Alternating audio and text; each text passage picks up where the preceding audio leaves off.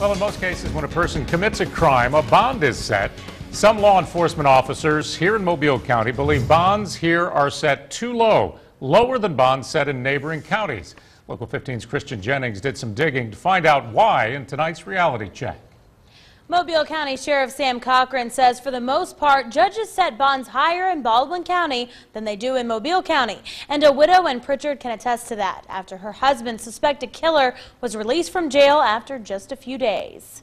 Felicia Norman lost her husband Bryant to violence on Easter Sunday. It's hard. It's hard. Prichard Police say her former next-door neighbor, 63-year-old Silas Davis, shot and killed Bryant Norman after an argument. He was charged with murder, and retired District Judge Charles McKnight set his bond at $20,000. I was mostly hurt and didn't believe what I was hearing, that the bond was set that low, because I said that's impossible for somebody can get out, just shot somebody in the chest for no reason. Yeah, I certainly think $20,000 for a murder case is extremely low. Sheriff Sam Cochran and his deputies have arrested thousands of criminals in Mobile County.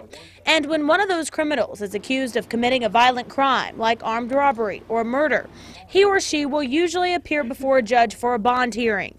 Cochran says more often than not, bonds are set higher in Baldwin County than they are in Mobile County. In Mobile County, over time, you'll see more murders than you would in a rural county.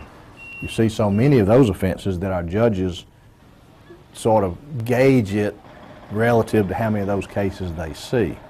Then you compare that with a rural county that doesn't see too many attempted murders or murders, you'll see a striking difference in the bonds. When we started comparing bond amounts in Baldwin and Mobile counties, we found a dozen people still in jail in Baldwin County with $1 million bonds, including Fred Weiss, who's charged with murder, and Charles Harris and Jonathan Jones, both charged with drug trafficking. Mario Mendez comes close with an $805,000 bond for kidnapping, among other charges. But only one person is booked in Mobile Metro with $1 million bond. That's Gregory Hall. He's charged with capital murder.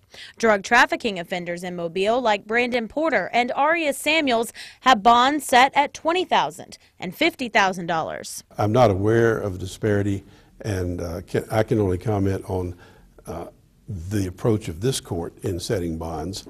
Mobile County District Judge Judge Basenberg says he doesn't know what goes on in Baldwin County because he bases his decisions on the Alabama Rules of Criminal Procedure.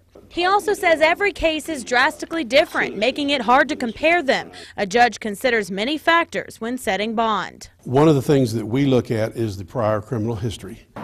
The question of whether somebody is a flight risk, general reputation about his employment. And everyone is innocent until proven guilty.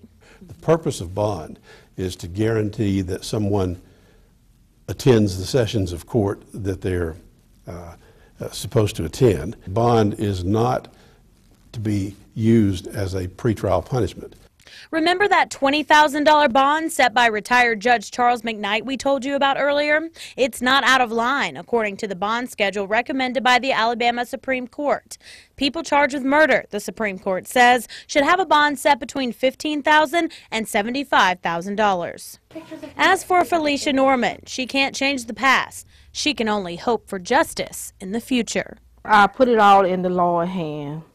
Whatever God see fit to do, that'll be fine with me. Both Sheriff Cochran and Judge Basenberg say what the state's criminal justice system needs most is more funding. Oftentimes, a defendant has to wait a couple of years before his or her case goes to trial. Back to you.